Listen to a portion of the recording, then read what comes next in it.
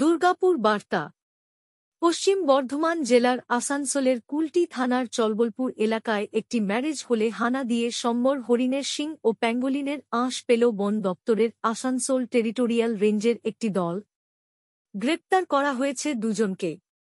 এই প্রসঙ্গে বন দপ্তরের আসানসোল টেরিটোরিয়াল রেঞ্জের রেঞ্জ অফিসার তমালিকা চন্দ শুক্রবার বলেন, বৃহস্পতিবার সকালে আমরা গোপন সূত্রে খবর পাই যে আসানসোলের কুলটি থানার চলবলপুর এলাকায় গীতাঞ্জলি ম্যারেজ হলে বেশ কয়েকজন আছেন। তাদের কাছে সম্বর হরিণের শিং ও প্যাঙ্গোলিনের আঁশ আছে।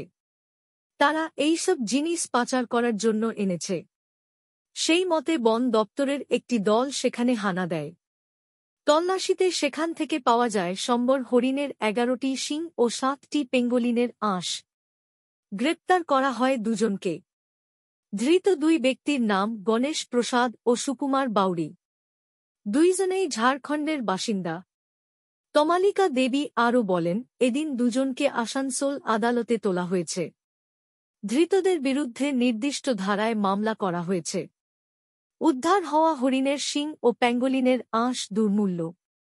এইসব জিনিসের বাজারদর হয় না, কেননা প্রাণীদেরকে মেরে পাচারকারীরা এইসব সংগ্রহ করেছে।